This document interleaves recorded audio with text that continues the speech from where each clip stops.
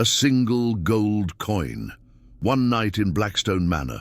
By dawn, photographer Thomas Ashford stumbled into Sheriff Morrison's office, his hands shaking so violently he could barely hold the cracked glass plates that would change everything. What he captured that winter night in 1884 was never meant for human eyes, and some say it still watches from the shadows of locked archives, waiting to be seen again. The snow fell thick over Millbrook County, Illinois, that December evening when Thomas Ashford first laid eyes on Blackstone Manor. Rising from the frozen prairie like a Gothic cathedral, its towers pierced the grey sky while warm light spilled from dozens of windows, casting golden rectangles across the pristine white landscape. To a traveling photographer whose pockets held more hope than coin, it appeared as salvation itself. Beautiful evening for pictures, wouldn't you say, Mr. Ashford? The voice belonged to Cornelius Blackstone, a man whose presence commanded attention even in the howling wind. Tall and broad-shouldered, he wore his wealth like a second skin. Tailored wool coat, leather gloves that had never known honest work, and eyes that seemed to catalogue everything they saw. Behind him stood his wife, Evangeline, ethereal in white fur, her pale beauty unmarred by the harsh prairie winter. "Indeed, sir," Thomas replied, adjusting the heavy camera case on his shoulder, "though I confess, photographing in winter presents certain challenges." Cornelius smiled, and something in that expression made Thomas's camera straps feel heavier. "We Blackstones have always appreciated those willing to embrace challenges. Tell me, have you ever captured images by candlelight?" "On occasion, though the exposure times can be quite lengthy." "Perfect." Evangeline's voice carried the honeyed accent of old Southern money. "We're hosting a small gathering tonight, intimate friends exploring the boundaries of spiritual communion. Perhaps you'd consent to document our devotions." The single gold coin Cornelius produced gleamed like a captured star in his gloved palm. More money than Thomas had seen in months, enough to carry him through the brutal Illinois winter and beyond. He should have recognized the weight of that coin as more than mere gold. It carried the heft of obligation, of secrets that demanded keeping. "One night's work," Cornelius continued, his breath forming small clouds in the frigid air. "A few photographs of our evening's activities. Nothing more complicated than pointing your camera where we direct and capturing what we reveal." Thomas's fingers closed around the coin, its warmth unnatural against the December cold. "And the compensation? Consider it a retainer," Evangeline said, moving closer. Her perfume carried hints of jasmine and something earthier, more primal. "There will be more gold if your work meets our standards." The manor's interior overwhelmed Thomas's senses immediately. Rich burgundy wallpaper absorbed sound like a confession booth, while oil paintings of stern-faced ancestors watched from gilt frames. Persian rugs muffled footsteps, and the air carried the mingled scents of beeswax, aged wood, and something else. Something that reminded Thomas of the slaughterhouse back in Chicago, metallic and organic. "Your accommodations," Cornelius announced, opening a door to reveal a guest room that would have impressed a railroad baron. A four-poster bed dominated the space, its curtains deep purple velvet. A writing desk held fresh paper and ink, while a window offered views of the snow-covered grounds. "Dinner is at 7. Our gathering begins at 9. Alone in the opulent room, Thomas unpacked his equipment with practiced precision. The camera, a latest model view camera with brass fittings, had been his companion through 3 years of traveling portraiture. The glass plates, each one precious and irreplaceable, nested in their protective case like fragile dreams. He checked his supply of magnesium powder for flash illumination, enough for perhaps a dozen exposures. As he worked, sounds drifted through the manor's walls. footsteps in corridors, muffled conversations, and occasionally something that might have been laughter, though it carried an edge that made his skin crawl. Through his window, he watched figures moving across the grounds, dark shapes against the snow that seemed to flow rather than walk. Dinner proved an exercise in controlled tension. The dining room accommodated perhaps 20 guests, all impeccably dressed, all speaking in the refined accents of wealth and education. Doctors, lawyers, a circuit judge, 2 state legislators, the kind of people whose names appeared in newspaper society pages. Yet something felt wrong, like an orchestra tuning just slightly off-key. "Mr. Ashford is our documentarian for this evening," Cornelius announced, raising his wine glass. "He'll be capturing images of our communion for posterity." The guests turned toward Thomas with expressions that ranged from curious to hungry. A woman in emerald silk smiled, revealing teeth that seemed too sharp. A banker from Springfield nodded approvingly, his eyes reflecting the candlelight like an animal's. "How delightful," heard a voice from the table's far end. "It's been so long since we've had proper documentation of our devotions." Dr. Helena Marsh, Thomas learned during conversation, had studied medicine in Europe before returning to establish a private practice serving only the wealthiest families. Her knowledge of anatomy, she mentioned with casual precision, extended far beyond conventional healing. The human body, she explained, while cutting her rare beef with surgical precision, contains so many unexplored territories, areas where pleasure and pain converge into something transcendent. Judge Aldrich Pennywhistle nodded sagely. Despite his judicial robes and reputation for moral strictness, his eyes held depths that courtroom justice had never fathomed. The law, like the flesh, has boundaries that exist to be tested. As the evening progressed, Thomas noticed subtle changes in the gathering's atmosphere. Conversations grew hushed, meaningful glances passed between guests, and the wine seemed to affect everyone differently. Some became languid and dreamy, others sharp-eyed and predatory. "Time approaches," Evangeline announced as the grandfather clock chimed 9. "Shall we adjourn to the chapel?" The Manor's chapel occupied the building's eastern wing, accessible through a corridor lined with religious artwork that seemed to shift and writhe in the candlelight. Saints' faces appeared to leer, angels' wings suggested more earthly appendages, and Christ's suffering took on implications that no seminary had ever taught. The chapel itself defied every expectation of sacred space. Pews had been arranged in a circle around an altar that looked more like a bed than a place of worship. Thick velvet cushions covered its surface, while candles provided the only illumination, hundreds of them, their flames creating dancing shadows that seemed alive. "Your position, Mr. Ashford," Cornelius directed, indicating a spot near the altar where Thomas's camera would capture everything. "Remember, you are here to document, not participate. Observe through your lens, record what you witness, and speak of it to no one." The first glass plate slid into Thomas's camera with its familiar metallic whisper. Through the viewfinder, he watched the guests arrange themselves around the circular pews, their expensive clothing beginning to loosen in ways that suggested ceremony rather than mere undressing. Then Evangeline began to sing. The hymn started familiar, Amazing Grace, in her pure soprano voice. But as other voices joined, the melody twisted into something else entirely. Words changed, harmonies shifted into minor keys, and the sacred became profane with such subtle precision that Thomas almost didn't notice the transformation. His first photograph captured the circle of singers, their faces upturned in what might have been worship or ecstasy. The magnesium flash exploded like captured lightning, freezing the moment in harsh black and white before shadows reclaimed the scene. "Beautiful, Doctor," Marsh whispered, though Thomas couldn't tell if she meant his photography or something else entirely.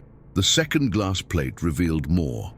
Guests had shed their outer garments, revealing clothing beneath that belonged to no earthly fashion. Silk that seemed to move without wind, lace that created patterns suggesting anatomical diagrams, and jewelry that appeared to be crafted from materials no respectable goldsmith would touch. By the third exposure, Thomas realized he was documenting something that existed beyond the boundaries of conventional sin. This wasn't mere debauchery, or even the kind of secret societies that occasionally scandalized newspaper readers. This was something older, more deliberate, and infinitely more dangerous. The guests moved in patterns that suggested choreography, their actions guided by knowledge passed down through generations of careful selection. Each touch, each gesture, each breath seemed calculated to build towards something that Thomas's mind couldn't quite grasp, but his instincts feared completely. His hands trembled as he prepared the fourth plate. Through the camera's ground glass, he watched Cornelius approach the altar, carrying what appeared to be an ancient book bound in leather that looked suspiciously like human skin. The pages, when opened, revealed text in languages that predated Christianity, symbols that hurt to look at directly. "The communion begins," Evangeline announced, her voice now carrying harmonics that resonated in Thomas's chest like a physical presence. What followed challenged every assumption Thomas held about human behavior, spiritual practice, and the very nature of pleasure itself. The guests participated in acts that seemed to blur the boundaries between worship and carnality, creating something entirely new, or perhaps something very, very old. His fifth photograph captured Judge Pennywhistle in the act of what could only be called blessing, though no church would recognize the sacrament he administered. The sixth showed Dr. Marsh, demonstrating anatomical knowledge that extended far beyond medical school, her hands moving with surgical precision across willing flesh. By the seventh exposure, Thomas understood that he was witnessing the practical application of desires that most people could barely imagine, let alone act upon. Yet everything proceeded with the ritual precision of high mass, each participant playing their role in a ceremony that had been refined over decades of secret practice. The eighth photograph almost broke his camera. As the magnesium flared, something in the scene seemed to react to the light, creating after-images that burned themselves into Thomas's retinas. For a moment he saw the chapel as it truly was, not merely a place where wealthy people indulged forbidden appetites, but a focal point where human desire intersected with forces that predated human civilization entirely. His ninth and 10th plates captured the ceremony's climax, though later examination would reveal details that his naked eye had missed. Shadows that moved independently of their sources, expressions on participants' faces that suggested experiences beyond normal human capacity, and in the background, barely visible, suggestions of presences that had no business existing in the material world. As the grandfather clock chimed midnight, the ceremony reached its conclusion. Guests began to compose themselves, donning their respectable facades along with their expensive clothing. Within minutes, doctors and judges and legislators stood ready to return to their public lives, leaving no trace of what Thomas had witnessed and documented. "Excellent work," Cornelius said, pressing another gold coin into Thomas's palm. "Your discretion in this matter is, of course, absolute." Thomas nodded, though his throat felt too tight to speak. The weight of the camera case on his shoulder now felt crushing, as if the glass plates inside had absorbed more than mere images. "Sleep well, Mr. Ashford," Evangeline added, her hand briefly touching his arm. "Tomorrow you'll return to your travels, carrying only pleasant memories of our hospitality." But sleep proved impossible. Alone in his luxurious guest room, Thomas found himself reliving every moment through his camera's viewfinder, seeing details he'd missed in the heat of documentation. Worse, he began to suspect that his photographs had captured more than intended. that somehow, in focusing so intently on preserving what he witnessed, he'd inadvertently created a record of something that was never meant to exist in permanent form. As dawn approached, Thomas carefully packed his equipment, each glass plate wrapped in protective cloth and secured in its designated slot. 10 photographs of the most extraordinary night of his life, images that would either make his reputation or destroy it completely. The snow had stopped falling by the time he loaded his wagon. Cornelius and Evangeline stood on the manor's front steps, watching his departure with expressions that seemed almost fond, the way one might watch a favored pet leaving for an uncertain journey. "Remember, Mr. Ashford," Cornelius called as Thomas urged his horse forward, "some images are meant only for private viewing." The sheriff's office in Millbrook sat squat and utilitarian among the town's more genteel buildings, its brick facade weathered by prairie winds and marked by the kind of honest wear that came from serving ordinary people with ordinary problems. Sheriff Morrison had held the position for 15 years, long enough to develop instincts about when trouble was approaching his jurisdiction. Those instincts screamed warnings when Thomas Ashford stumbled through his door at 7:30 that morning. The photographer looked like a man who'd seen his own death, his face pale as January snow, and his hands shaking so violently he could barely hold the camera case clutched against his chest. His clothes, expensive enough to mark him as someone with means, were disheveled and stained with what might have been sweat or tears or something else entirely. "Sheriff Morrison?" Thomas's voice cracked like a schoolboy's. I have to report." Morrison rose from behind his desk, years of experience reading the signs of a man on the edge of complete breakdown. "Easy there, friend. Have a seat, collect yourself. What's your name?" "Thomas Ashford. I'm a photographer. I spent last night at Blackstone Manor." The sheriff's expression hardened. He'd been expecting something like this for years, though he'd hoped it would never come. The Blackstones wielded influence that extended far beyond Millbrook County, their charitable donations and political connections creating a protective web that had deflected previous inquiries. But the look in Ashford's eyes suggested something had finally gone too far. "Tell me what happened, Mr. Ashford. Start from the beginning." Thomas's account spilled out in fragments, disjointed recollections of luxury and horror intertwined, until Morrison couldn't tell where one ended and the other began. Mentions of rituals, of respected citizens participating in acts that had no names in civilized discourse, of photographs that might serve as evidence if anyone had the courage to develop them. "These plates," Morrison said, indicating the camera case that Thomas guarded like a holy relic, "they show what you're describing." "I think so. I hope so. I pray they don't." Thomas laughed, a sound devoid of humor. "I don't know what I captured, Sheriff. I only know that what I witnessed last night shouldn't be possible in a Christian nation." Morrison had dealt with enough disturbed witnesses to recognize the difference between delusion and traumatic truth. Thomas Ashford carried the specific weight of a man who'd seen reality rearrange itself around actions that civilized society pretended didn't exist. "I'm going to need those plates, Mr. Ashford. Evidence of criminal activity?" "No!" Thomas's grip on the camera case tightened. "You don't understand. These aren't just photographs. They're proof of something that powerful people will kill to keep secret." The judge was there, Sheriff. Judge Pennywhistle from the state court. Dr. Marsh from Springfield. People who could destroy both of us without breaking their morning fast. Morrison studied the photographer's face, reading the calculation behind the fear. Ashford wasn't just terrified. He was thinking strategically, understanding that survival required more than simply turning over evidence to local authority. "Then what do you propose?" Thomas reached into his coat, producing a telegraph form he'd already filled out. "I'm sending these plates to the state capitol, directly to Governor Hamilton's office. If what I captured is going to see daylight, it needs protection from people who can't be bought or intimidated by the Blackstones.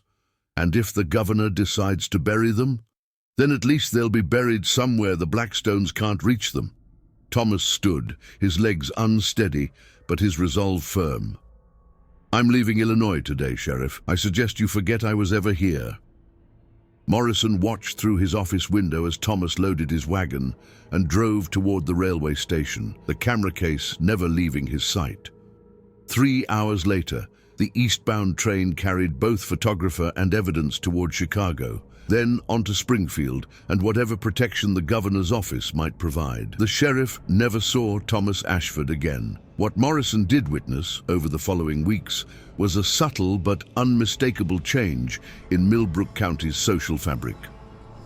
Dr. Marsh closed her practice abruptly, citing family obligations that required her immediate relocation to California. Judge Pennywhistle announced his early retirement from the bench, moving to Florida for his health. Several prominent businessmen found urgent reasons to liquidate their local holdings and pursue opportunities in distant states. The Blackstones themselves seemed unaffected by the exodus of their associates. If anything, they became more visible in local society, their charitable contributions increasing and their attendance at church functions becoming more regular. Cornelius delivered a well-received lecture on moral leadership to the local Presbyterian congregation, while Evangeline organized a ladies' auxiliary to assist recent widows and orphans. Yet Morrison noticed other changes that suggested the manor's activities hadn't ceased entirely. Monthly deliveries of unusual supplies, fine wines, exotic foods, bolts of silk in colors that seemed to shift depending on the viewing angle. Visitors still arrived on moonless nights, though they came singly now rather than in groups, and they stayed only briefly before departing by different routes. Most disturbing were the reports from his deputies about sounds emanating from the manor during the darkest hours. Not the orchestrated ceremonial activities that Thomas had described, but something more primal and desperate, as if whatever forces the Blackstones had been courting now demanded more intimate attention. Sheriff Morrison kept these observations to himself, filing them in the same mental compartment where he stored other uncomfortable truths about his jurisdiction. Some secrets were too dangerous to speak aloud, even to trusted subordinates. Some crimes exceeded the capacity of local law enforcement to address, but he kept watching, waiting for the next witness to stumble into his office, carrying evidence of activities that shouldn't exist but clearly did. He suspected that Thomas Ashford's photographs, wherever they'd ended up, represented only a single night's documentation of something that had been growing in darkness for far longer than anyone wanted to acknowledge. 3 months later, news reached Millbrook that Blackstone Manor had burned to the ground during a spring thunderstorm. Lightning strike, the official report claimed, though local firefighters noted the curious way the flames had seemed to burn from the inside out, consuming everything except the manor's stone foundation and a single iron door that led to chambers no one had ever seen opened. Sheriff Morrison rode out to examine the ruins personally. Among the ash and debris, he found the charred remains of furniture and artwork, the melted residue of elaborate decorations, and in what had once been the chapel, a circle of candle stubs that somehow remained untouched by flames that had reduced everything else to powder. Carved into the stone floor, barely visible beneath a layer of soot, were words that made Morrison's blood run cold. "Desire is eternal." The Blackstones themselves had vanished completely. No bodies were recovered from the ruins. No trace of their departure could be found, and inquiries to their bank revealed that their substantial accounts had been closed and the funds transferred to institutions that claimed no knowledge of their current whereabouts. Official records would list the fire as a natural disaster and the Blackstones' disappearance as an unfortunate mystery. The insurance settlement would eventually fund a small school for local children, built on the opposite end of the county from where the manor had stood. But Sheriff Morrison knew better. Late at night, When sleep eluded him, and the wind carried sounds that seemed to originate from empty prairie, he wondered what had become of Thomas Ashford's photographs. Were they locked away in some government archive, their terrible revelations contained by bureaucratic secrecy? Or had they found their way into the hands of people who understood their true significance? People who might be inspired to continue what the Blackstones had begun. The photographer had been right about one thing. Some images were never meant for public viewing, but Morrison suspected that didn't make them any less dangerous to those who possessed them. 3 days after Thomas Ashford's desperate flight from Blackstone Manor, Governor Charles Hamilton stood in his private office studying a collection of glass plates that would haunt his remaining years in public service. The photographer had died during the journey to Springfield. Heart failure, the conductor reported, though witnesses described a man who'd simply stopped breathing while staring out the train window at empty farmland. The plates had arrived with a hastily scrawled note: evidence of criminal conspiracy among Illinois elite.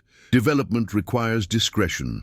Truth demands preservation. Now, examining the developed photographs under gaslight in his locked office, Hamilton understood why Ashford had died, clutching them. "My God," he whispered, though the images before him suggested that God had been notably absent from the activities they documented. Attorney General William Brewster, the only other man Hamilton trusted with such explosive material, paced behind the governor's desk like a caged predator. They'd known each other since law school, had built their careers on shared principles of justice and public service. Tonight, those principles faced their severest test. The implications, Brewster began, then stopped, apparently unable to complete the thought. Extend far beyond Illinois, Hamilton finished. Look at these faces, William. Judge Penny Whistle. He's ruled on cases involving children, families, moral disputes. Dr. Marsh has access to vulnerable patients. The others, he gestured at the photographs, every one of them holds positions of public trust. The images revealed more than mere scandal. These were documents of systematic corruption, evidence that respected leaders had been participating in activities that violated not just social conventions, but fundamental assumptions about human behavior. Worse, the photographs suggested organization, tradition, practices refined over years of careful experimentation. "We could destroy them," Brewster suggested without conviction. "Claim they never arrived." Hamilton shook his head. "Thomas Ashford died bringing these to us. His sacrifice demands more than convenient blindness." Then what? Public exposure would destroy half the state's leadership structure. The chaos would be preferable to allowing this to continue. Hamilton's voice carried the authority that had carried him through 2 gubernatorial campaigns. "But we need more than photographs. We need living witnesses, corroborating evidence, a case that can survive the kind of legal challenges these people can afford." Brewster stopped pacing, his expression grim. "Charles, look at these images again. Really look at them. Do you see anything that suggests these people consider themselves bound by conventional law?" The governor studied the photographs more carefully, noting details he'd initially overlooked in his shock at their general content. Symbols carved into the altar, text visible in the ancient book Cornelius Blackstone held, expressions on participants' faces that suggested experiences beyond normal human capacity. This isn't just criminal conspiracy, he realized. This is something else entirely, which makes it infinitely more dangerous, Brewster agreed. People like this don't simply retire when exposed. They eliminate threats. Hamilton walked to his office window, gazing out at Springfield's gas-lit streets where ordinary citizens pursued their evening routines, unaware that their elected officials possessed evidence of horrors they couldn't imagine. The weight of responsibility felt crushing, too dangerous to reveal, too important to ignore. "We seal them," he decided. "Create a classified archive, restrict access to future governors and their designated representatives. Preserve the evidence while containing its immediate impact. And the investigation, careful, quiet, and thorough, If Ashford was right about these people's influence, direct confrontation would only drive them deeper underground. We need to understand the scope of their activities before we act. Brewster nodded, though his expression remained troubled. I'll begin with property records, financial transactions, anything that might reveal the extent of their network. Hamilton returned to his desk, gathering the photographs with hands that shook despite his efforts at composure. William, I want your word that knowledge of these images remains between us until we determine the safest course of action. You have it, though Charles... Brewster hesitated. What if we discover that their network extends beyond our capacity to address? What if this reaches Washington, foreign governments, institutions we can't touch?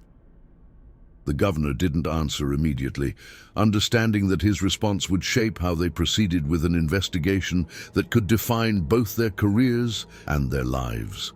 Outside, church bells chimed the evening hour, their familiar peals offering comfort that felt desperately inadequate. Then we document everything, Hamilton said finally. Create a record so complete that future generations will know what we discovered, even if we lack the power to stop it. The secret archive was established in the basement of the state capitol building, behind a door marked only with Brewster's personal seal. The photographs were stored in individual envelopes, each marked with coded references that revealed nothing to casual inspection.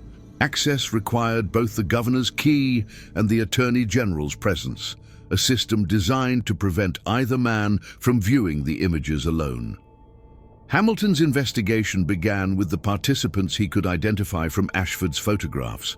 Judge Pennywhistle's court records revealed a pattern of lenient sentences for certain defendants, dismissals of cases involving powerful families, and legal interpretations that consistently favored wealth over justice.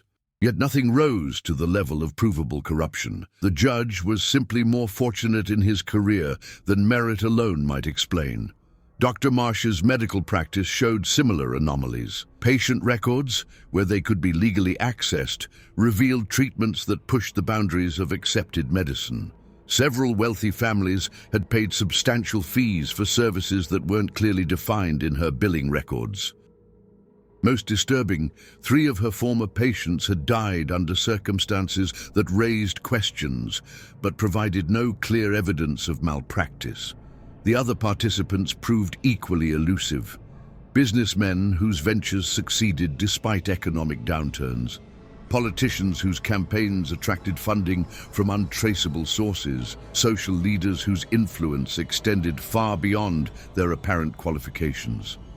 Each individual examination revealed someone who'd enjoyed remarkable fortune or remarkable protection. It's like investigating shadows, Brewster reported during one of their clandestine meetings. Every lead connects to legitimate enterprises, respected institutions, people whose public records are spotless. Hamilton had expected as much. Organizations sophisticated enough to conduct the activities documented in Ashford's photographs wouldn't leave obvious evidence trails. What about the manor itself? Property records, construction documents, anything that might reveal how it was used. Purchased by Cornelius Blackstone in 1867, using funds inherited from his father's shipping fortune, construction employed local contractors. Though several complained about specific modifications they weren't allowed to document. The chapel addition was completed in 1872, around the time Blackstone married Evangeline.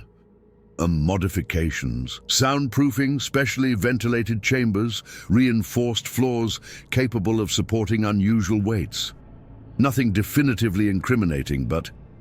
Brewster shrugged. Let's say the contractors remembered feeling uncomfortable about certain aspects of their work.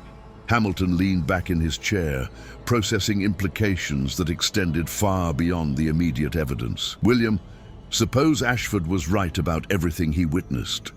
Suppose these people have been conducting these rituals for years. What would be the purpose? What could they possibly hope to achieve? Brewster's expression grew thoughtful. Power, obviously, but not just political or financial power, something more fundamental. Think about the participants. They're already successful, already influential. What could motivate people who have everything to risk it all for secret ceremonies? The promise of something they don't already have, or the threat of losing what they do have if they don't participate. The investigation continued through the summer of 1884, revealing connections that sprawled across state boundaries. The Blackstone name appeared in business partnerships with prominent families in Ohio, Michigan, and Indiana. Financial records showed regular transfers to institutions that claimed charitable purposes, but provided no detailed accounting of their activities. Most troubling were the patterns Hamilton discovered in missing persons reports from counties surrounding the manor. Over the past 5 years, dozens of travelers, drifters, and isolated individuals had vanished without trace. Local sheriffs had investigated, but the cases inevitably grew cold when no evidence could be found and no witnesses came forward. "Look at the timing," Hamilton told Brewster, spreading regional newspapers across his desk. Missing persons reports spike around the full moon, particularly during months when the Blackstones were known to be in residence. Coincidence? Possibly. But Ashford mentioned a crimson ledger listing visitors who were never seen again. What if those weren't willing participants in their ceremonies? What if some of the people attending these gatherings weren't expected to leave? Brewster studied the newspaper clippings, his face growing pale. "Charles, if you're suggesting what I think you're suggesting, I'm suggesting that what Thomas Ashford documented might represent only the visible portion of activities far more extensive and far more deadly than we initially believed." The breakthrough came in September, when a clerk in the State Land Office noticed irregularities in property transfers connected to the Blackstone estate. Several parcels of remote farmland had been purchased under names that didn't appear in any other public records, paid for with bank drafts that couldn't be traced to their sources.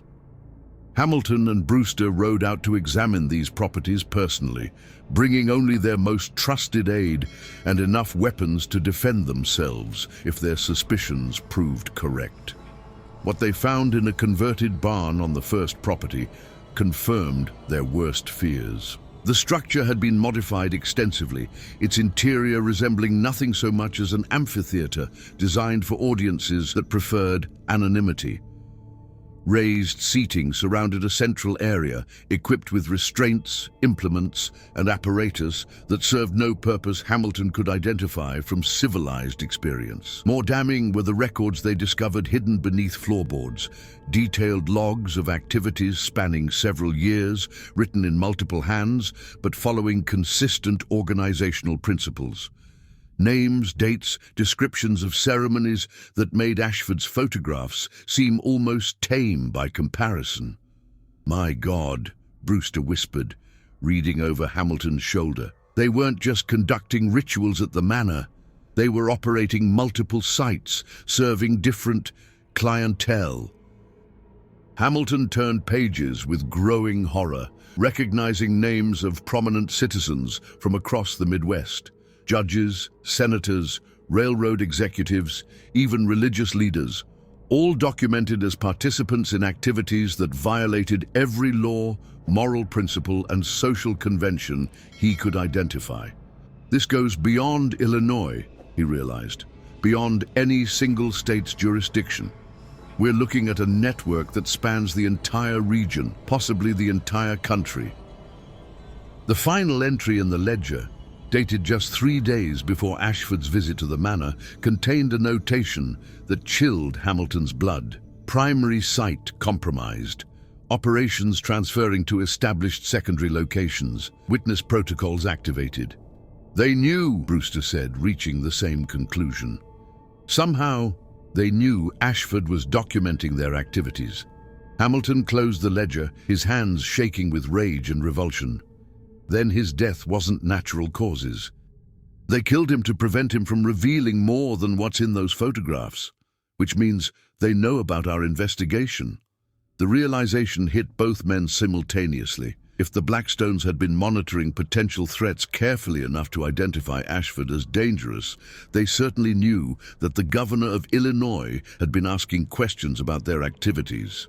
"We need to move quickly," Hamilton decided.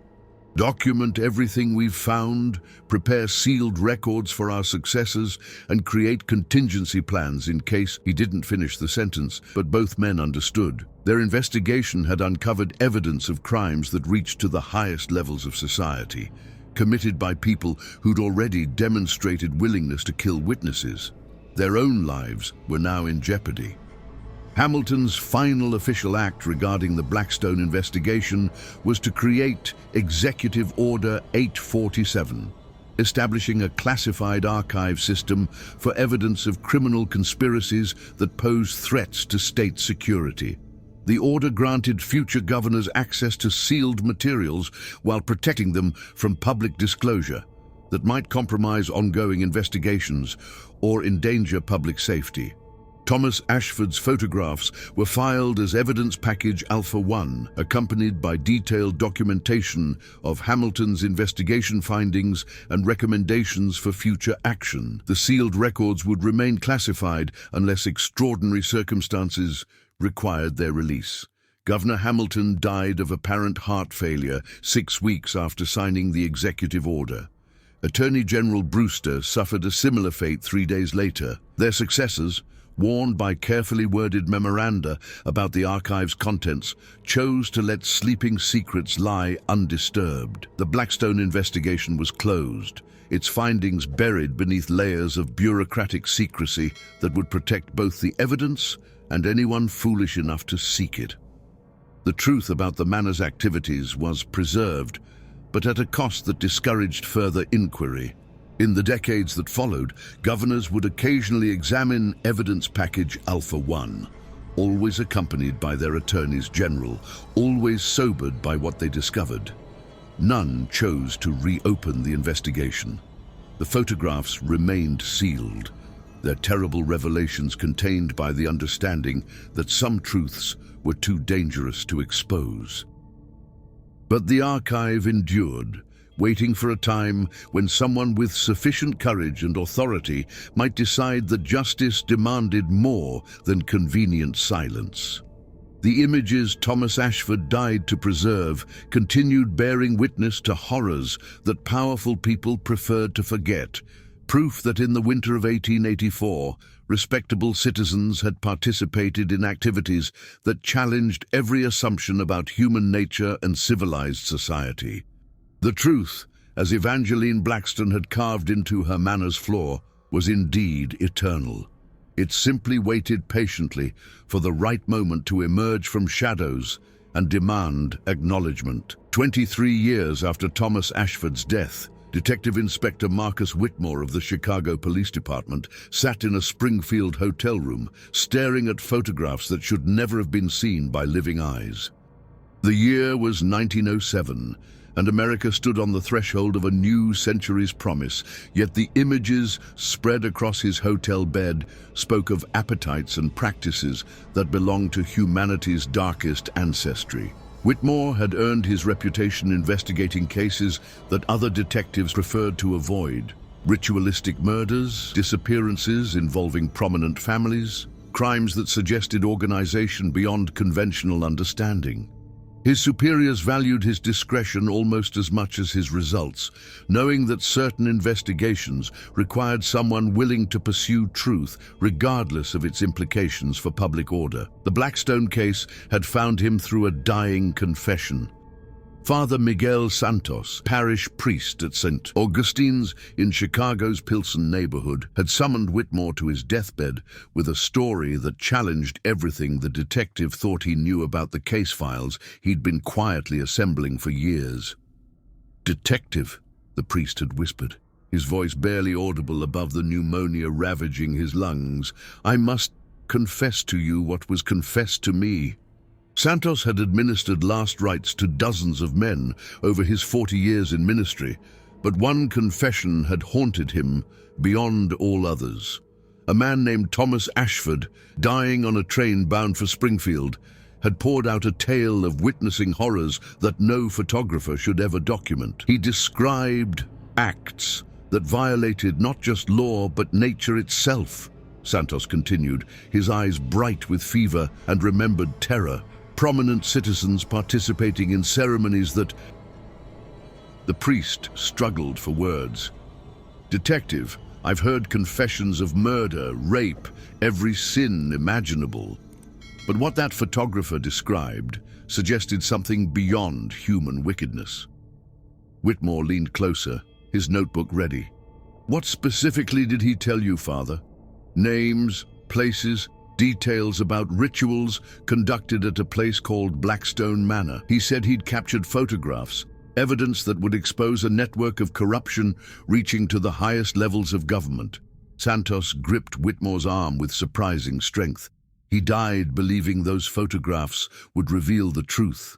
But I fear the truth was too terrible for exposure." The priest's final words had sent Whitmore to Springfield's state capital, where 3 days of careful inquiries and discreet bribes had finally gained him access to Governor Hamilton's sealed archive. What he'd found there had shattered his understanding of how deeply corruption could penetrate civilized society.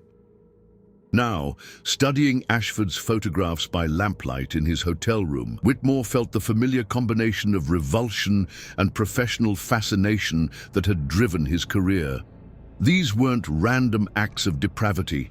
They showed systematic organization, ritualistic precision, and participation by people whose public reputations stood beyond reproach. Judge Penny Whistle, whom Whitmore had appeared before in several high-profile cases.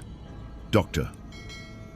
Helena Marsh, whose medical expertise had been cited in court testimony, state legislators whose names appeared regularly in Chicago newspapers, all of them captured in acts that redefined Whitmore's understanding of human capacity for darkness. But it was the background details that truly disturbed him. Symbols carved into the altar that appeared in his files on unsolved ritualistic murders. Ceremonial implements that matched items found at crime scenes across the Midwest. Most chilling, expressions on the participants' faces that suggested experiences beyond normal human consciousness. Whitmore had spent 15 years documenting connections between seemingly unrelated crimes, disappearances that followed similar patterns, murders that showed evidence of ritualistic elements, cases involving prominent citizens that were quietly closed without resolution.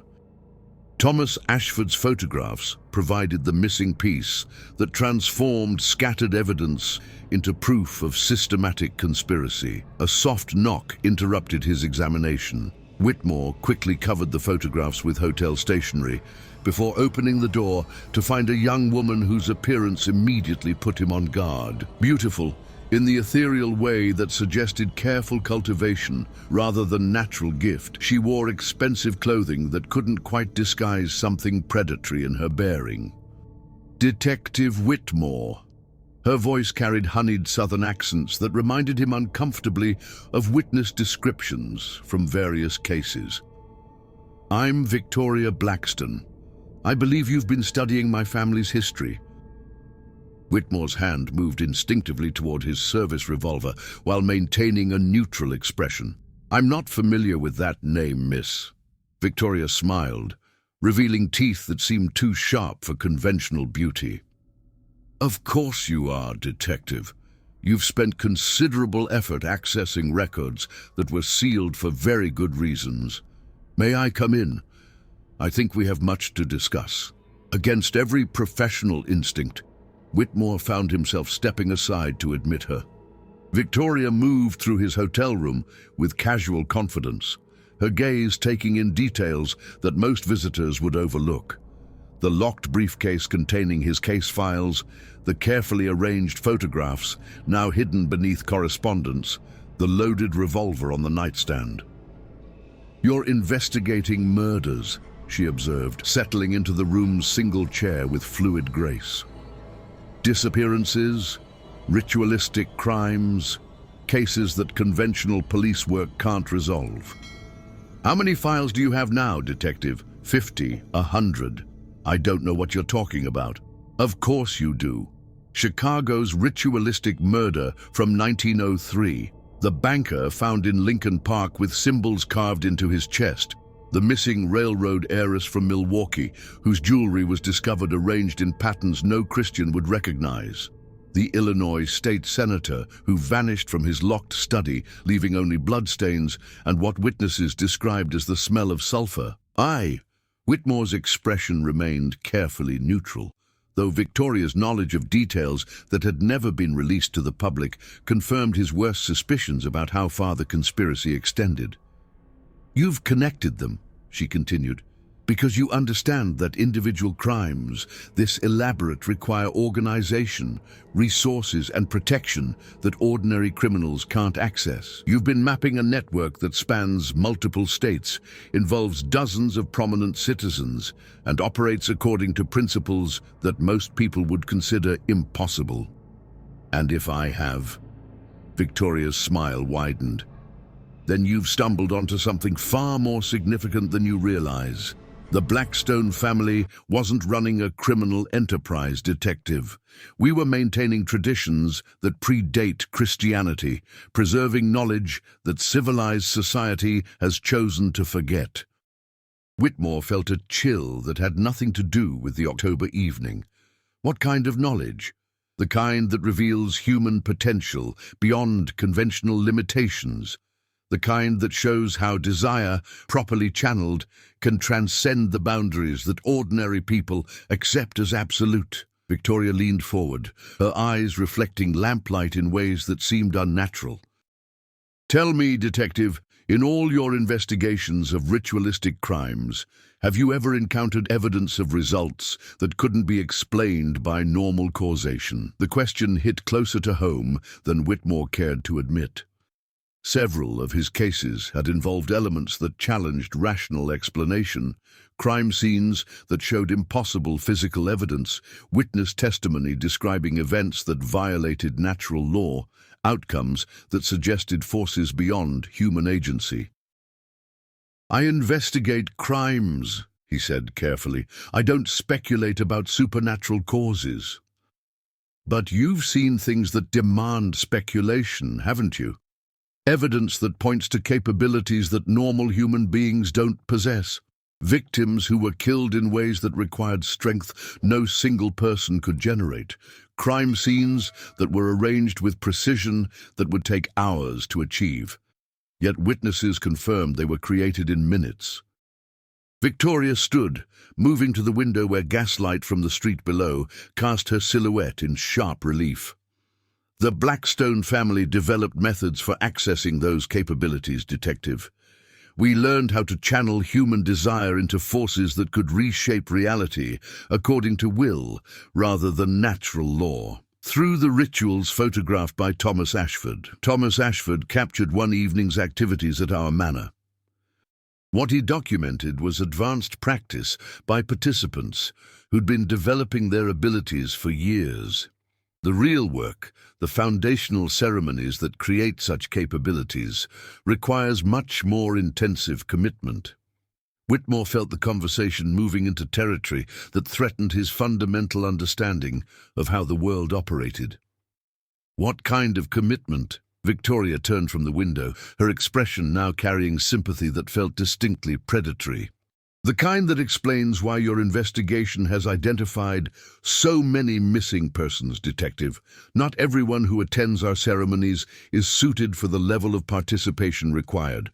Those who prove inadequate serve other purposes."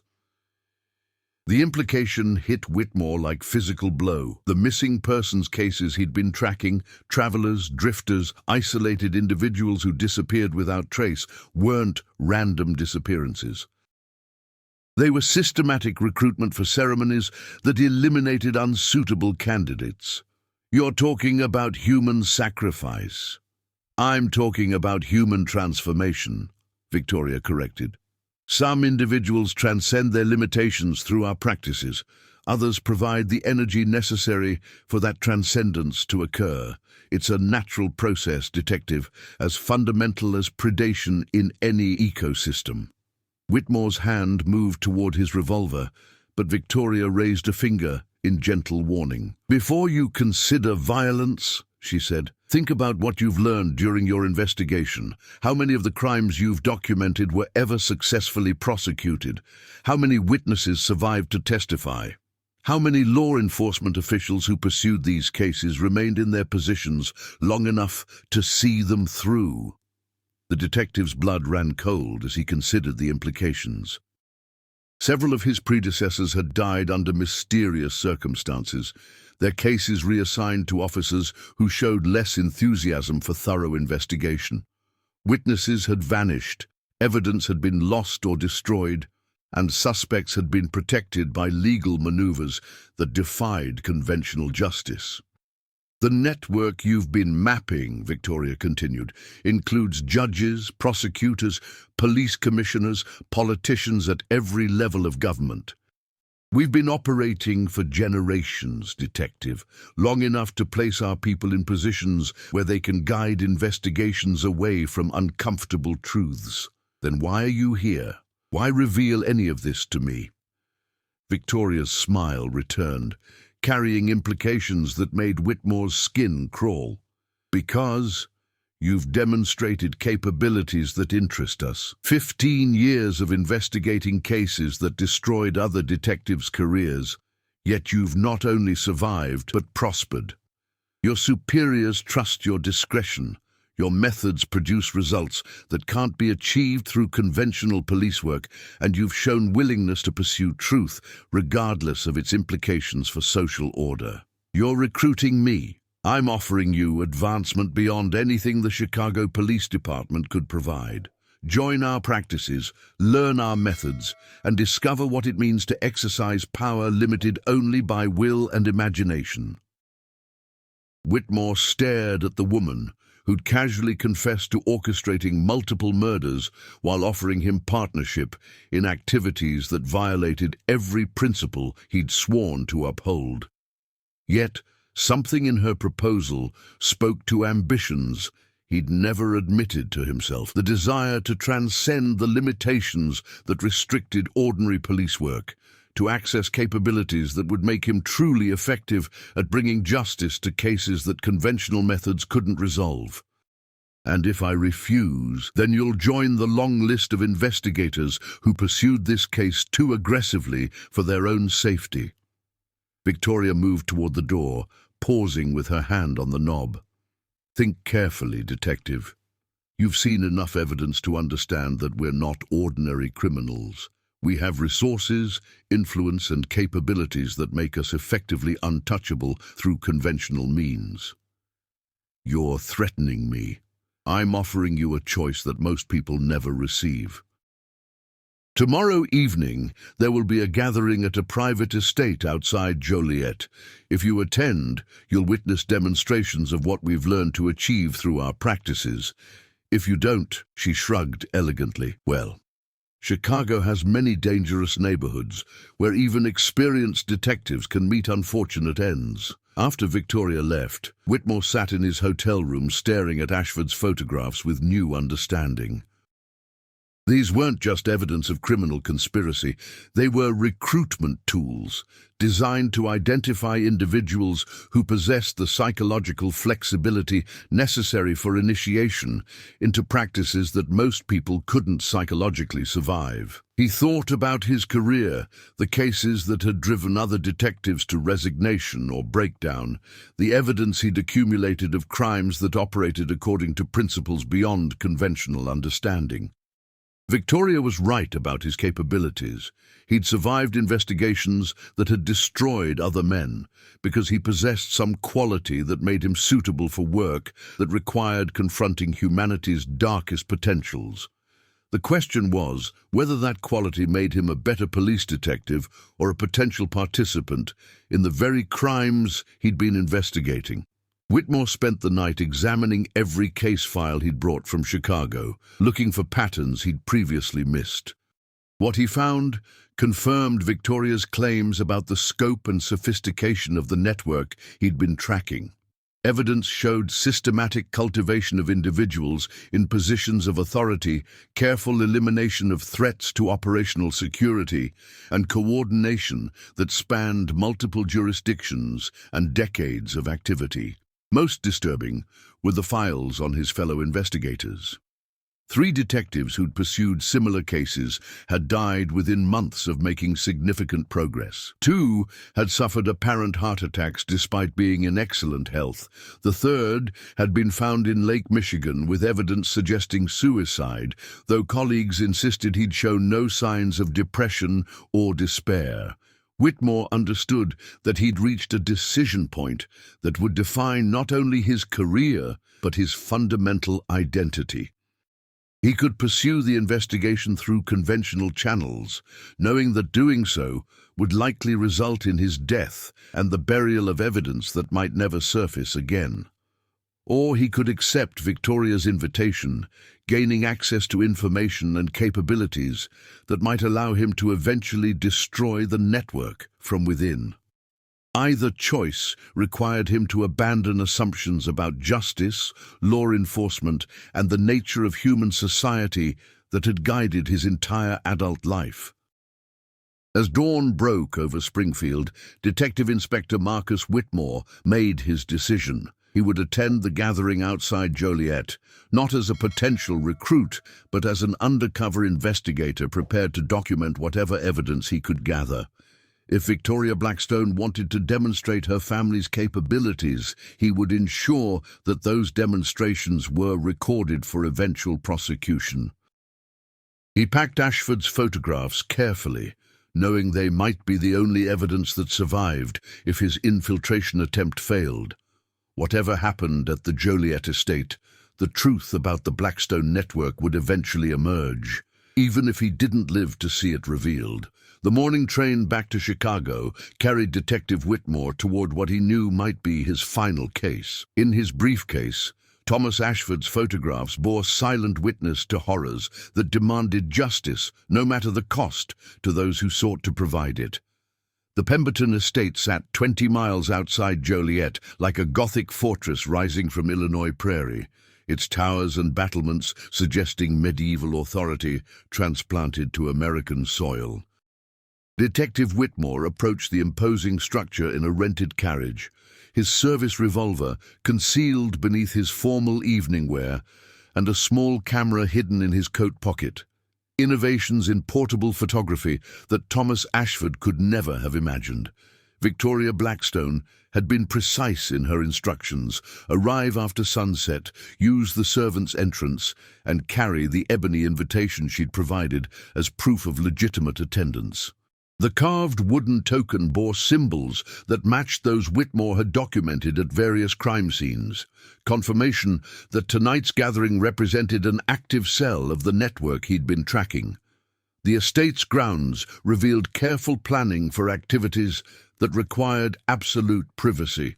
High stone walls surrounded the property, while strategically placed gaslight created pools of illumination that left vast areas in protective darkness. Whitmore counted at least a dozen carriages already present, their drivers dismissed and replaced by estate staff who showed the kind of discipline that suggested military or police training. "Detective Whitmore," Victoria greeted him at the servants' entrance, her appearance transformed from their Springfield meeting, gone with the respectable clothing and carefully modulated speech of a society woman. Tonight she wore silk that seemed to shift colors in the gaslight, while her voice carried undercurrents that resonated in Whitmore's chest like barely audible music. "Miss Blackstone," he offered the invitation, noting how her fingers lingered against his during the exchange. "I confess curiosity about what you've promised to demonstrate." "Curiosity is an excellent beginning," she replied, leading him through corridors that challenged architectural logic. The estate's interior seemed larger than its external dimensions could accommodate, with passages that curved in directions that disoriented Whitmore's usually reliable sense of spatial relationships. "Tell me," Victoria continued as they walked. "What did you conclude from your examination of Mr. Ashford's photographs?" Whitmore chose his words carefully, maintaining his cover while gathering intelligence. "They suggested activities beyond conventional social boundaries. Respected citizens participating in ceremonies that raised questions about their true nature. And what questions were those? Whether the activities documented represented isolated incidents or systematic practices, whether the participants were engaged in role-playing or genuine ritual, whether the ceremonies served psychological purposes or attempted to achieve actual results." Victoria smiled with approval that felt distinctly predatory. "Excellent analysis. Tonight you'll discover that the photographs captured only the surface manifestations of much deeper principles. They entered a great hall that had been modified extensively from its original ballroom design.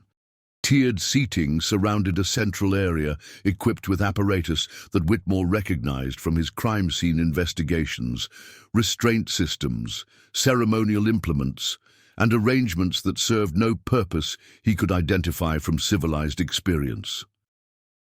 Perhaps 30 guests occupied the seating, all dressed in formal evening wear that couldn't disguise something fundamentally different about their bearing.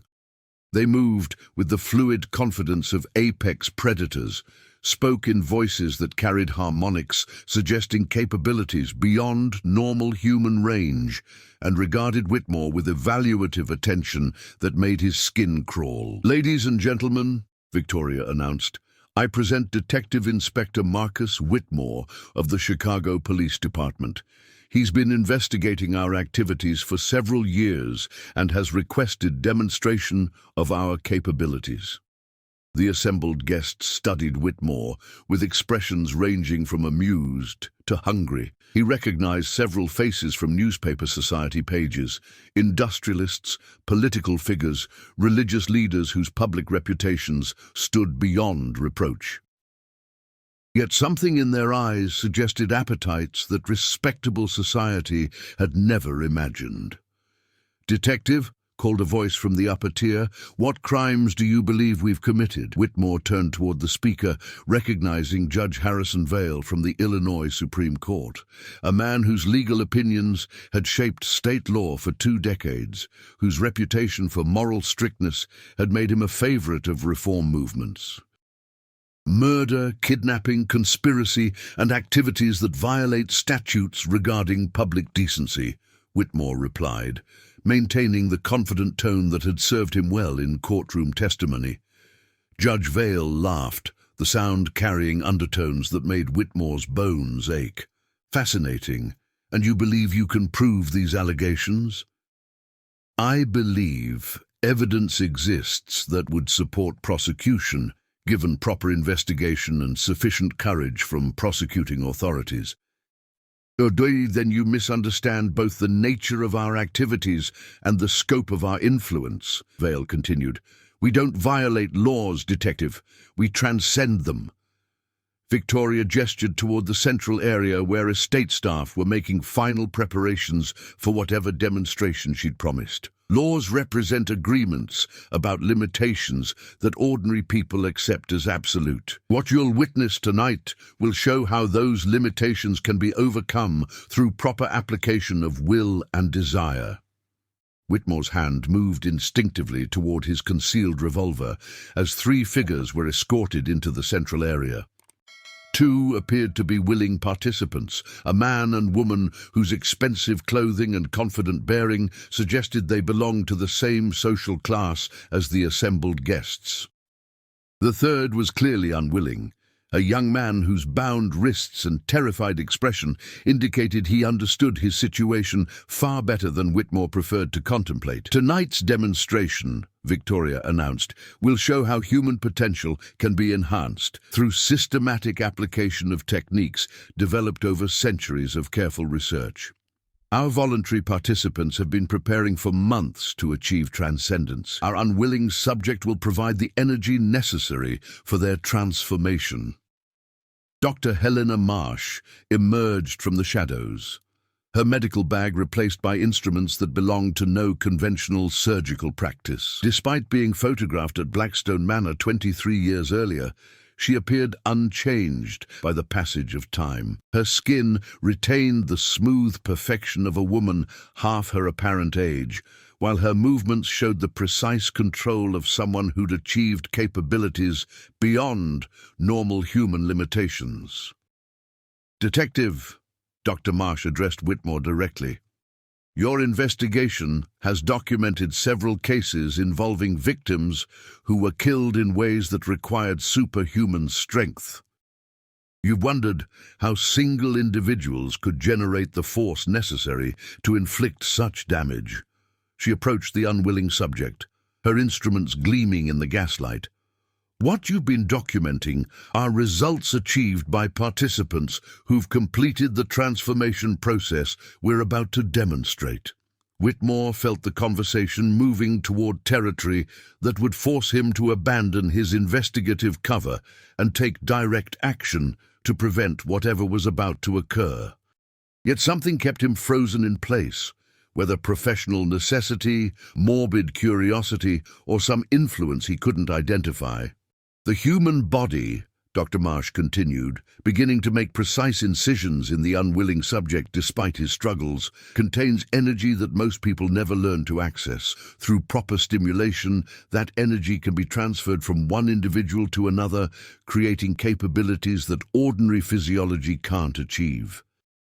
The unwilling subject's screams echoed through the great hall, but none of the assembled guests showed any sign of distress.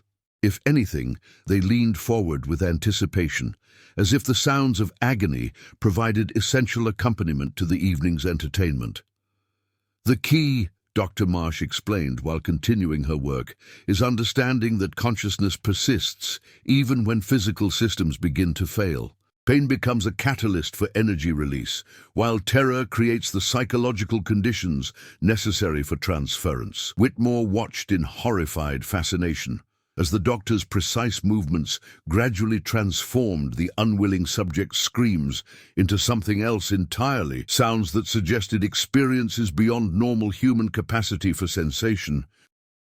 Yet rather than fading as trauma should have induced unconsciousness, the subject seemed to become more intensely aware, his eyes showing recognition of realities that conventional perception couldn't access.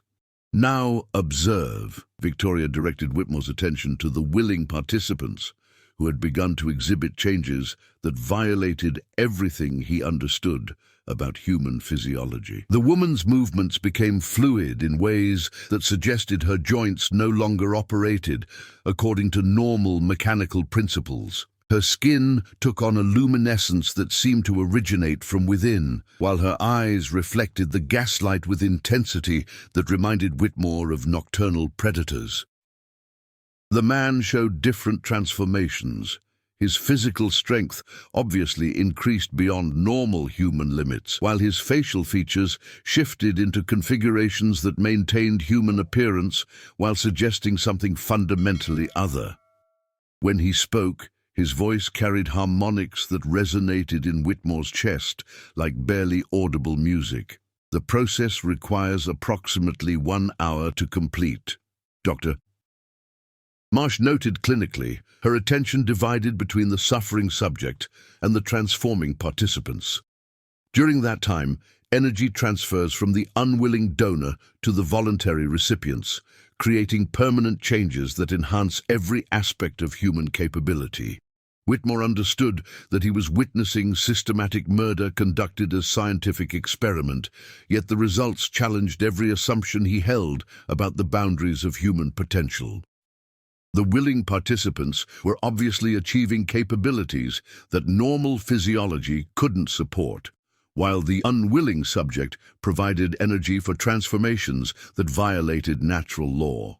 "Detective," Judge Vale called from the upper tier, "you appear troubled by what you're observing." Whitmore forced himself to maintain investigative objectivity despite his revulsion at the proceedings.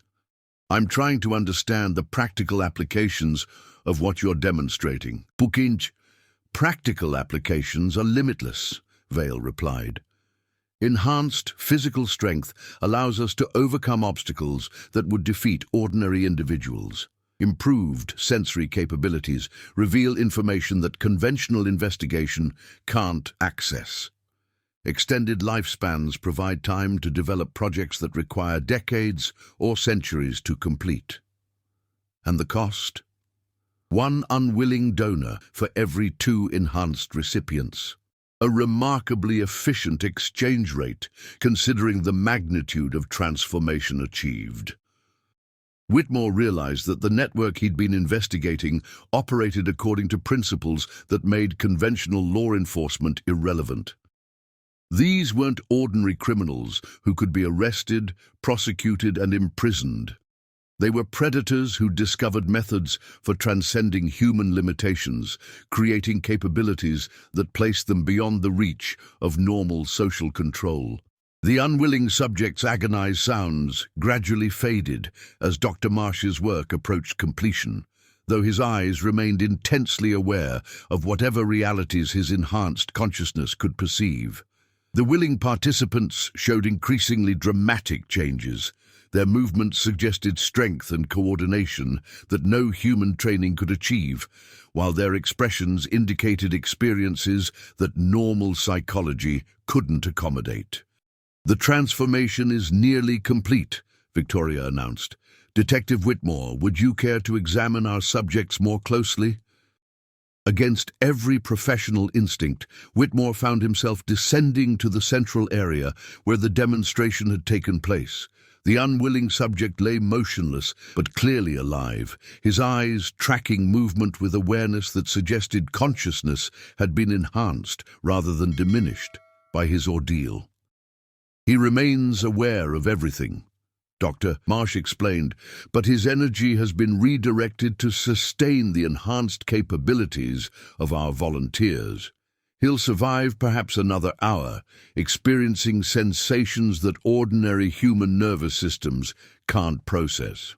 The willing participants approached Whitmore with movements that reminded him of large cats, graceful, controlled, and suggesting predatory capabilities that made his service revolver feel inadequate for protection.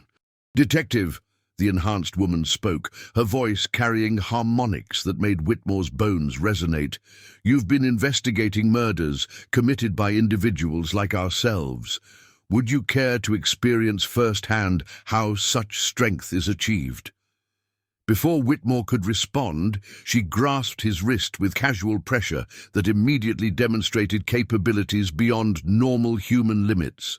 Her grip felt like steel cables tightening around his bones, while her skin radiated heat that suggested internal processes operating at superhuman intensity. "Remarkable, isn't it?" the enhanced man observed, studying Whitmore's reaction. 23 years ago, Thomas Ashford documented preliminary ceremonies conducted by participants who'd achieved these capabilities through similar processes. What he witnessed was advanced practice by individuals who'd transcended ordinary human limitations. Whitmore struggled to free himself from the woman's grip, discovering that his strength was utterly inadequate against her enhanced capabilities. Yet rather than crushing his bones, as she easily could have done, she maintained just enough pressure to demonstrate the futility of physical resistance. "The choice before you, Detective," Victoria said, "is the same one we offer to all suitable candidates. Accept transformation and join our practices, or provide energy for others' enhancement through unwilling donation." Whitmore looked around the great hall, taking inventory of his situation with the analytical skills that had served him throughout his career. 30 enhanced individuals, all possessing capabilities that made conventional resistance impossible. No possibility of escape through normal means, no backup or support that could arrive in time to prevent whatever they intended. Yet his investigation had prepared him for exactly this scenario. The small camera in his coat pocket contained photographic plates that would document tonight's activities, while chemical compounds concealed in his clothing could create enough distraction to allow escape if properly deployed. "I need time to consider," he said. buying moments to prepare for what would probably be his final official act as a police detective. "Of course," Victoria replied, "though I should mention that consideration time is limited by our unwilling donor's remaining lifespan. When he expires, we'll need another energy source to complete the evening's activities." Whitmore understood the implication. Refuse transformation and become the next unwilling donor, providing energy for other participants' enhancement. Accept transformation and abandon everything he'd sworn to uphold as a law enforcement officer. Neither choice offered acceptable outcomes, which meant he needed to create a third alternative. The detective's hand moved toward his coat pocket with practiced casualness, as if reaching for a handkerchief or cigarette case. Instead, his fingers found the chemical compounds that could create enough chaos to document the evening's activities and possibly escape with evidence that would eventually bring these creatures to justice. "Actually," Whitmore said, meeting Victoria's predatory gaze with the steady resolve that had carried him through 15 years of investigating impossible crimes, "I believe I've seen enough to make my decision." What followed would be remembered by the surviving participants as the night a mere human had nearly destroyed their carefully maintained secrecy through courage, preparation, and refusal to accept limitations that others considered absolute. The explosion that rocked the Pemberton estate began with Detective Whitmore's concealed chemical compounds, but escalated beyond anything he could have anticipated. The incendiary mixture, designed to create distraction rather than destruction, ignited tapestries and furnishings with unnatural eagerness, as if the very air in the great hall had been saturated with combustible anticipation. Whitmore had expected chaos.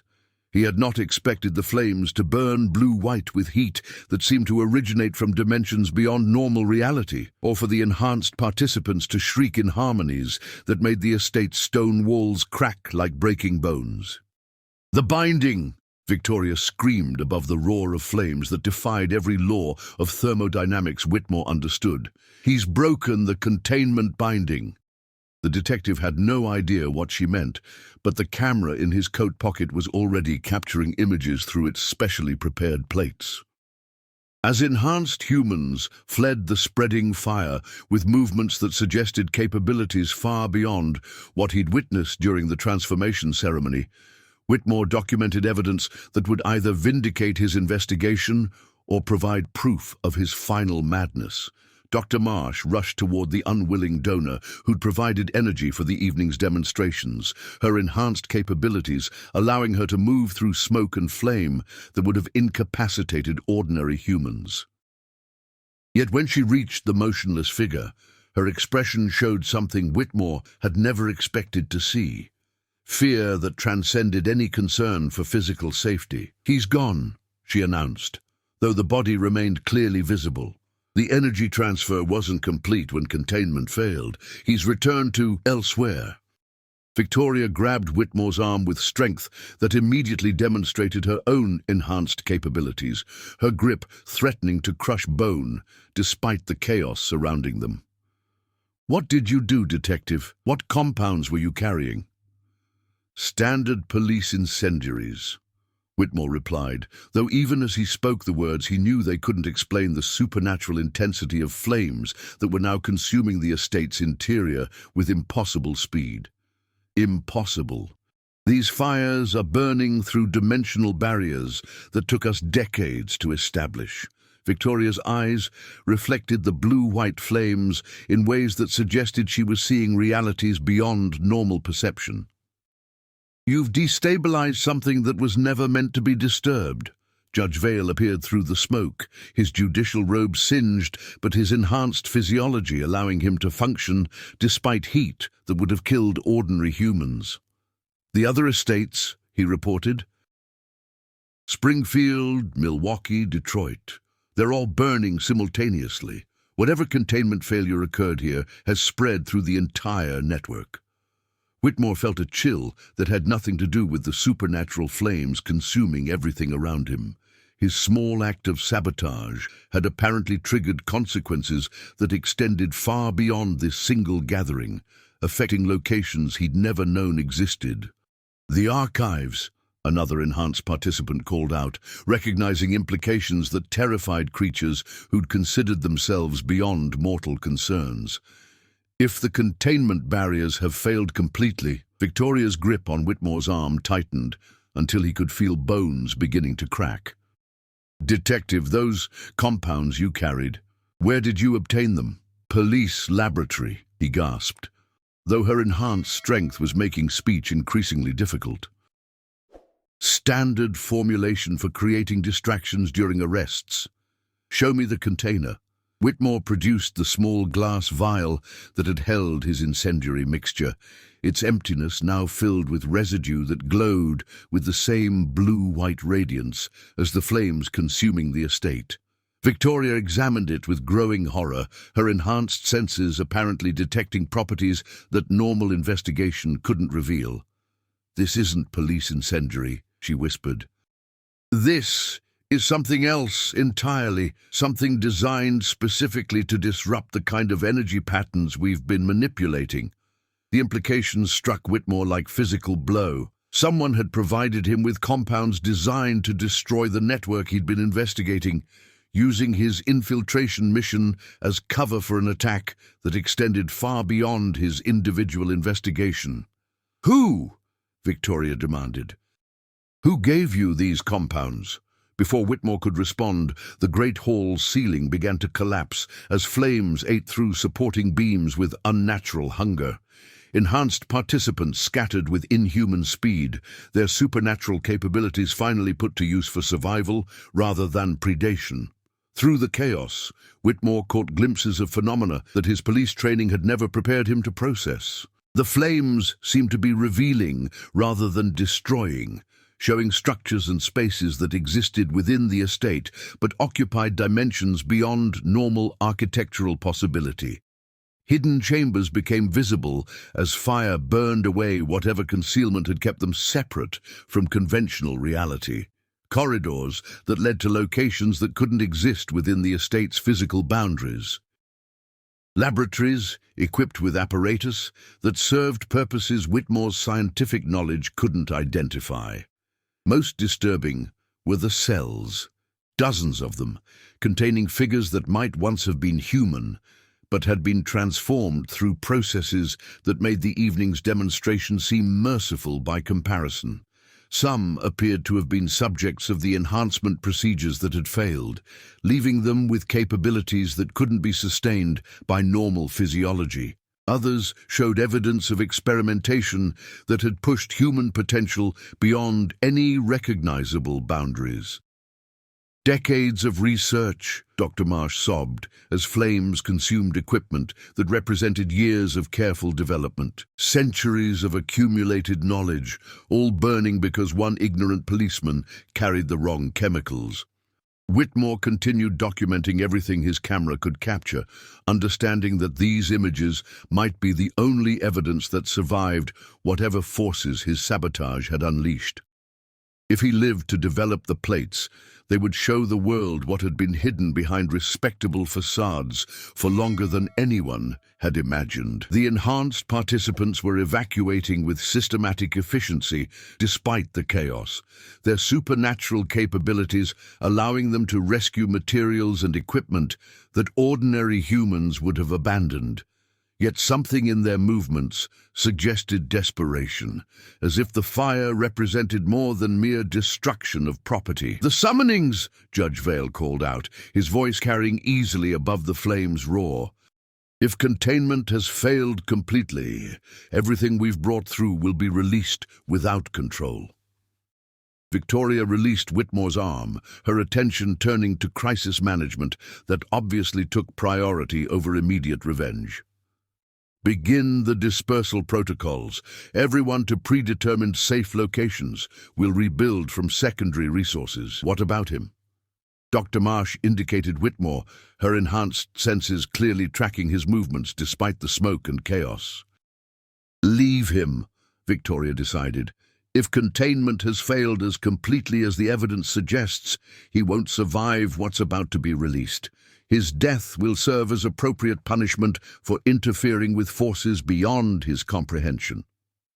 The enhanced participants began disappearing with inhuman speed, their supernatural capabilities allowing them to escape through routes that normal humans couldn't access. Within minutes, Whitmore found himself alone in the burning estate, surrounded by flames that continued defying natural law while revealing architectural impossibilities that challenged his understanding of physical reality.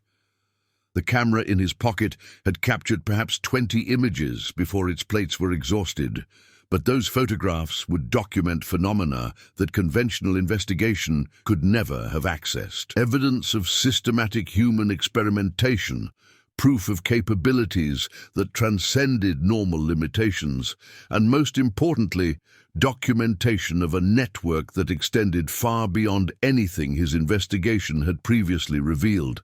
Yet as Whitmore made his way through collapsing corridors toward what he hoped was an exit, he began to understand Victoria's final threat. The supernatural flames weren't just destroying the estate, they were opening barriers between dimensions that had been carefully maintained for decades or centuries. Things were moving in the smoke that couldn't be explained by fleeing enhanced humans or collapsing architecture, shapes that suggested anatomical configurations no earthly evolution could have produced, sounds that carried meaning in languages that predated human speech. Presences that regarded Whitmore with appetites that made the evening's enhanced participants seem almost benevolent by comparison. The detective realized that his sabotage had accomplished more than disrupting a single gathering of supernatural predators. He'd apparently broken containment systems that had been preventing much worse entities from accessing normal reality. Fighting his way through flames that burned without consuming him, as if they recognized his role in their liberation, Whitmore finally reached what remained of the estate's main entrance. Behind him, the Pemberton estate collapsed into ruins that would smolder for days, with fires that conventional firefighting couldn't extinguish. In his coat pocket, photographic plates preserved evidence of the most significant police investigation in American history.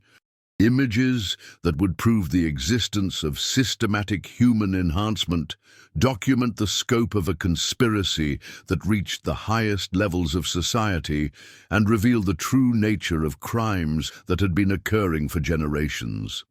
Yet as Whitmore stumbled across the estate's grounds toward the road where he'd left his rented carriage, he wondered whether the evidence he'd gathered would matter. The enhanced participants had escaped to predetermined safe locations, with resources sufficient to rebuild their operations. The supernatural fires he'd accidentally unleashed might be consuming similar facilities across multiple states, and the entities whose containment he'd broken were now free to pursue appetites that made human predation seem insignificant. Detective Inspector Marcus Whitmore had solved the case that had defined his career, but the solution might have created problems that extended far beyond law enforcement's capacity to address. The carriage that carried him away from the burning estate also carried photographic evidence that would either transform American understanding of criminal conspiracy or provide proof that some investigations should never be pursued to their ultimate conclusions. Behind him, flames that burned blue-white against the prairie darkness continued revealing realities that civilized society had spent centuries learning to ignore.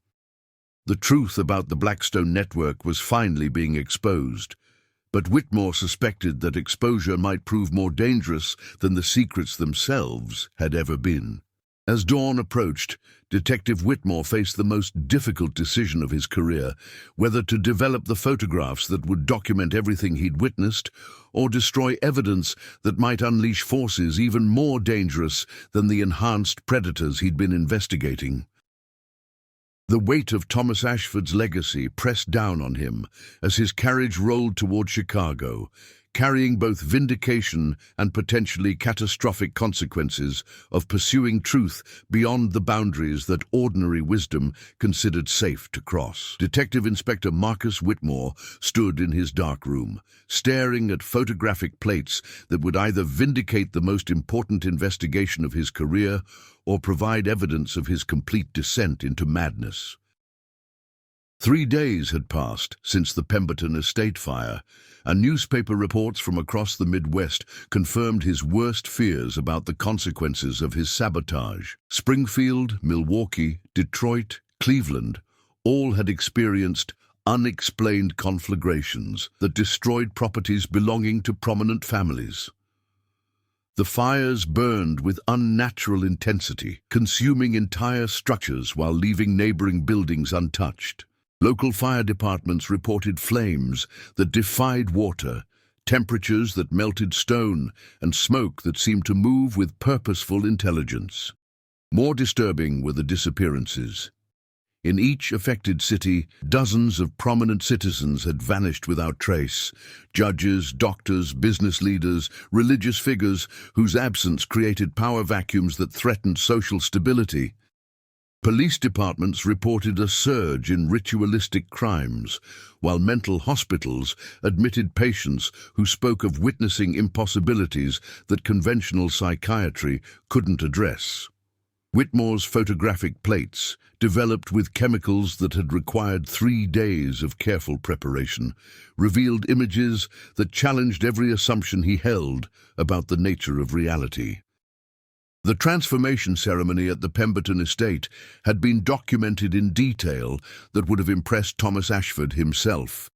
Enhanced humans demonstrating capabilities that violated natural law, systematic torture that served purposes beyond mere cruelty, and in the background, barely visible suggestions of presences that had no business existing in the material world. But it was the final photographs, those taken as the supernatural fire consumed the estate, that truly shattered Whitmore's understanding of what he'd been investigating.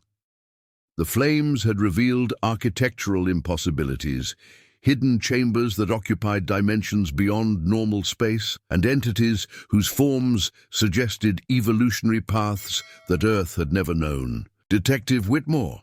The voice belonged to Captain Sullivan, Whitmore's immediate superior, and one of the few men in the Chicago Police Department who knew the true scope of his investigation. A career officer whose integrity had survived 30 years of political corruption, Sullivan had provided resources and protection that allowed Whitmore to pursue cases that other detectives avoided. Captain. Whitmore didn't turn from the photographs spread across his dark-room table. I assume you've read the reports from other cities. I have. I've also received inquiries from federal authorities about your whereabouts during the past week. Sullivan moved closer, studying the images that documented phenomena beyond conventional understanding. Jesus Christ, Marcus, what did you find out there? Whitmore gestured at the photographs, each one capturing evidence that would either transform American law enforcement or destroy anyone foolish enough to pursue its implications. Proof that we've been dealing with something far beyond ordinary criminal conspiracy.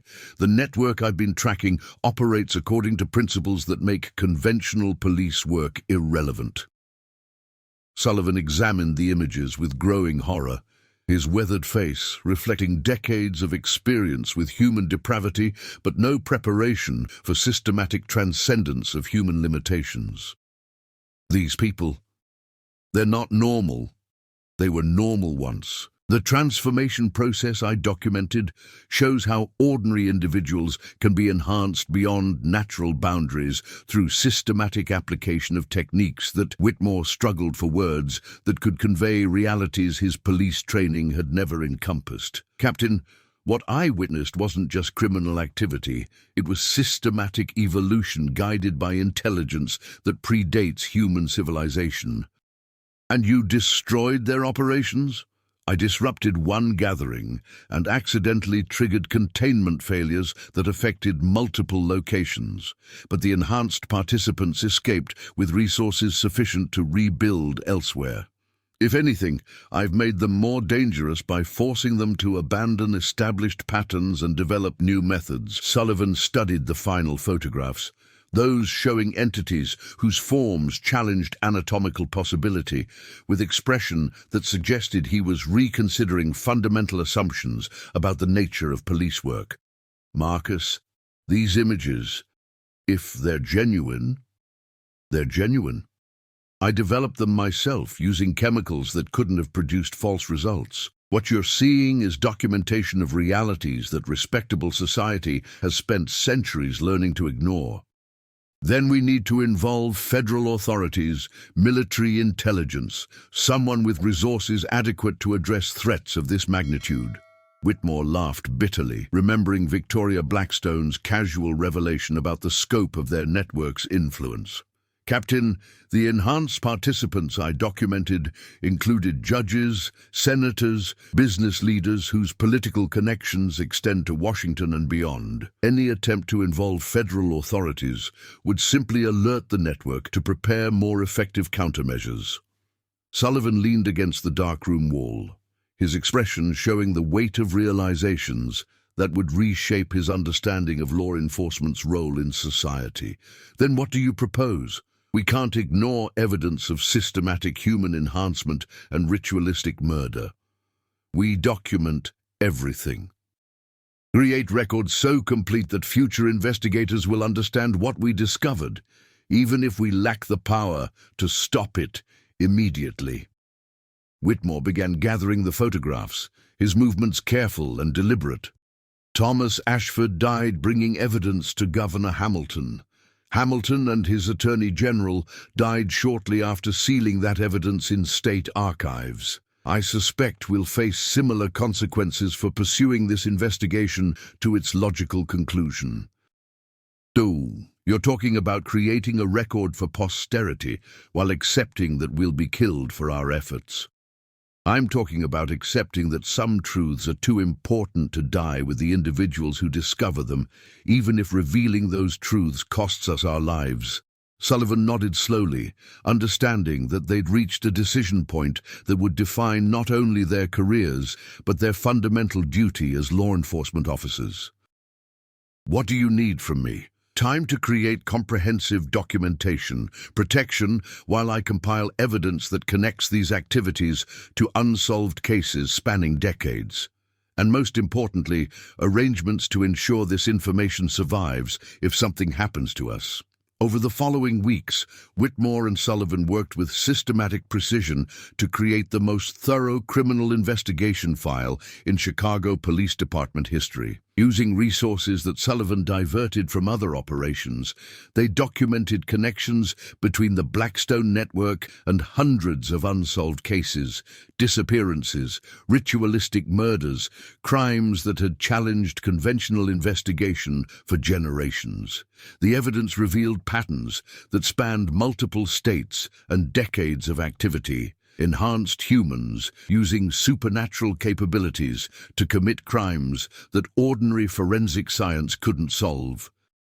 Systematic recruitment of suitable candidates from positions of authority, creating a network that could guide investigations away from uncomfortable truths. Most disturbing, proof that the activities documented by Thomas Ashford in 1884 represented only the visible portion of operations that had been growing in scope and sophistication for much longer than anyone had imagined. The missing persons reports, Sullivan observed during one of their clandestine meetings, they show patterns that extend back to the 1850s. This network has been operating for at least 60 years, possibly longer. Whitmore studied regional newspapers spread across Sullivan's office floor, their headlines documenting disappearances that followed consistent patterns across multiple decades. Look at the timing. Spikes in missing persons reports correspond to full moons, particularly during months when prominent families were known to be hosting private gatherings. Social season coordinated with hunting season. Exactly. They've been using respectable society gatherings as cover for recruitment and elimination activities that serve their enhancement ceremonies. Whitmore indicated photographs that showed the Pemberton estate's hidden chambers. The facilities I documented were designed for systematic processing of human subjects. This wasn't occasional criminal activity, it was industrial-scale harvesting of energy required for their transformation processes. Sullivan studied the evidence with growing understanding of how thoroughly conventional law enforcement had been outmaneuvered by predators who operated according to principles beyond normal criminal behavior. Marcus, even if we expose this network completely, who would believe documentation of supernatural enhancement and systematic transcendence of human limitations? Future investigators who encounter similar evidence, police officers who stumble across crime scenes that suggest capabilities beyond normal human potential, anyone who needs to understand that certain criminal activities require responses that conventional law enforcement can't provide. Their investigation revealed that the network's influence extended far beyond direct participation in enhancement ceremonies. Enhanced humans had been placed in positions throughout society where they could guide policy, influence legal proceedings, and eliminate threats to operational security. The systematic cultivation of authority figures created protective structures that made conventional prosecution effectively impossible. They're not just committing crimes, Whitmore realized during their final documentation session. They're redefining the social systems that determine what constitutes criminal behavior. Sullivan nodded grimly, which explains why previous investigations failed. We've been trying to apply normal legal standards to entities that operate beyond the boundaries where those standards have meaning. And why Thomas Ashford's photographs were sealed rather than used for prosecution. Governor Hamilton understood that exposure would create chaos without necessarily stopping the activities being exposed. The final element of their investigation involved arrangements to ensure the documentation would survive their anticipated deaths. Sullivan used his authority to create multiple copies of their files, distributing them to locations throughout the city where future investigators might eventually discover them. The most complete set was sealed in the police department's evidence vault, with instructions that it be opened only by officers investigating cases involving ritualistic elements or evidence of superhuman capabilities. Whitmore's photographs were preserved using the most advanced techniques available, ensuring that the images Thomas Ashford had died to create would endure alongside documentation of their ultimate significance. Each plate was individually catalogued with detailed descriptions of what it depicted and how the evidence connected to broader patterns of supernatural criminal activity. If we're right about the consequences of this investigation, Sullivan said during their final meeting, someone will eventually need to understand what we discovered and why conventional law enforcement proved inadequate to address it. And if we're wrong, future investigators will at least have comprehensive documentation of the most thorough investigation of non-existent crimes in police history.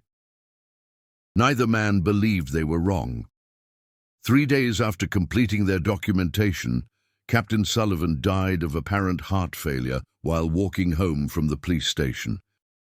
Detective Inspector Marcus Whitmore was found in Lake Michigan with evidence suggesting suicide, though colleagues insisted he'd shown no signs of depression or despair. Their investigation files remained sealed in the evidence vault, accompanied by detailed instructions about the circumstances under which they should be examined.